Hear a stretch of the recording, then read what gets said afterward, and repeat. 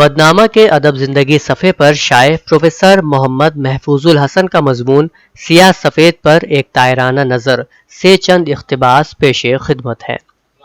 سیاہ و سفید خالد حیدر کے 15 مضامین کا مجموعہ ہے جن کی مدت تحریر لگ بھگ 20 سالوں پر محیط ہے۔ اس سے یہ اندازہ تو لگایا ہی جا سکتا ہے کہ مصنف کو چھپنے چھپانے کا شوق نہیں ہے۔ وہ تبھی لکھتے ہیں جب ان کے اندر کا لکھاری انہیں کچھ لکھنے پر مجبور کرتا ہے۔ اس لحاظ سے یہ کہنا بہت مناسب ہے کہ ان کی تحریر ضخامت میں اگرچہ کمتر ہے مگر قیمت میں یقیناً برتر ہے کہ ہر مضمون سے کسی نئے نکتے کی دید و دریافت کا شعلہ سا لپکتا محسوس ہوتا ہے۔ مضامین کا سلسلہ شروع ہوتا ہے جس میں 3 شقوں میں سے پہلے مرحلے میں پریم چند کے تعلق سے 6 مضامین موجود ہیں، دوسرے حصے میں مختلف عنوانات سے 5 مضامین ہیں اور پھر تیسرے مرحلے میں 4 مختلف مضامین شامل کیے گئے ہیں۔ یہ سارے کے سارے مضامین ادب اور ادبی شخصیات اور ادارہ جات کے تعلق سے ہیں، اس لیے ان میں ایک باہمی ربط و تسلسل بھی ہے۔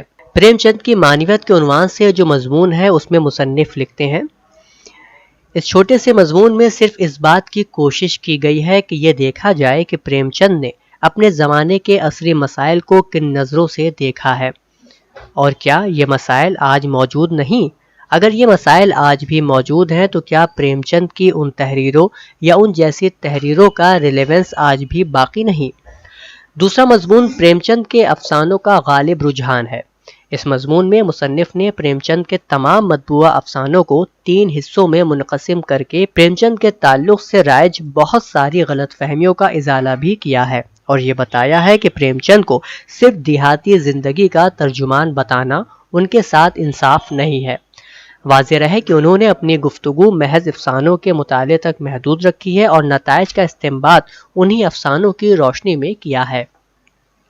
تیسرا مضمون پریم چند کے عہد میں ان کا حلقہ اثر کے عنوان سے ہے، جبکہ چوتھا طویل مضمون منتر ایک جائزہ عنوان کے تحت ہے جس میں اس افسانے کا مختلف پہلوؤں سے جائزہ لیا گیا ہے۔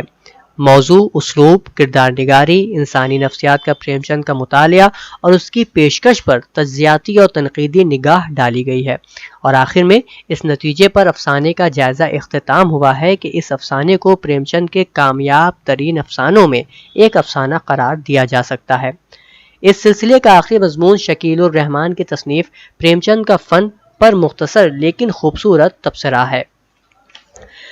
عصمت کے ایک ناول 3 اناڑی اور ایک کہانی سفید جھوٹ پر گفتگو کرتے ہوئے یہ نتیجہ اس کتاب میں اخذ کیا گیا ہے کہ عصمت نے بھی بیدی کی باتوں کو اپنی گرہ میں باندھ رکھا ہے، مگر اس فرق کے ساتھ کہ عصمت ناول کے ذریعے ننھے کرداروں کے ذریعے بچوں کو ایجوکیٹ بھی کرتی ہیں۔ مصنف کے خیال میں ان کے ناول میں بچوں اور بڑوں دونوں کے لیے یکساں دلچسپی اور سبق کا سامان موجود ہے۔ انہیں اس بات کا افسوس ہے کہ نہ جانے کیوں عصمت نے ادب اطفال کے لیے زیادہ وقت نہیں نکالا۔ سردار جعفری کی تخلیقی نثر میں مصنف نے سردار جعفری کو ان کی مختلف نثری تخلیقات مثلاً افسانوی مجموعہ منزل، سوانحی اور تاثراتی مضامین کا مجموعہ لکھنؤ کی 5 راتیں اور طویل تاثراتی مضمون لمحوں کے چراغ پر تجزیاتی گفتگو کرتے ہوئے ایک منفرد نثر نگاری کی حیثیت سے سردار جعفری کی نثر نگاری میں تخلیقی عناصر کی دید و دریافت کی گئی ہے، اور سردار جعفری کے اسلوب کو ان کا انفرادی اسلوب بتاتے ہوئے انہیں خراج تحسین پیش کیا گیا ہے۔ مہکش آگرہ اور آگرہ والے کے عنوان کے جو مضمون ہیں اس میں مہکش اکبر آبادی نے آگرہ کی تہذیب و ثقافت کو جس طرح پیش کیا گیا ہے اس کی سراہنا کی گئی ہے۔ تسلیمہ نسرین کی تصنیف لجہ پر گفتگو کا عنوان ہے لجہ ادب یا خبر نگاری۔ عنوان سے ظاہر ہو جاتا ہے کہ مصنفہ کا یہ ناول اور کچھ ہو نہ ہو ادب ہرگز نہیں ہے۔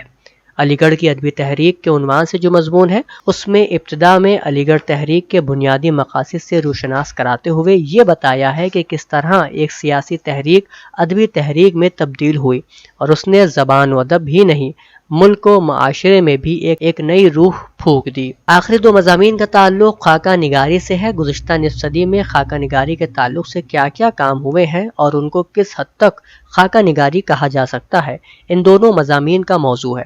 اس سلسلے میں مصنف نے اپنی بیلاگ رائے کا اظہار کیا ہے۔ یہ مضمون معلوماتی ہے جو بحث و تمہیز کے دروازے وا کرتا ہے۔ اودھ نامہ میں شائع مضامین کو مکمل طور پر پڑھنے کے لیے اودھ نامہ کی ویب سائٹ www.awadhnama.com پر وزٹ کریں اور ای پیپر پر کلک کریں۔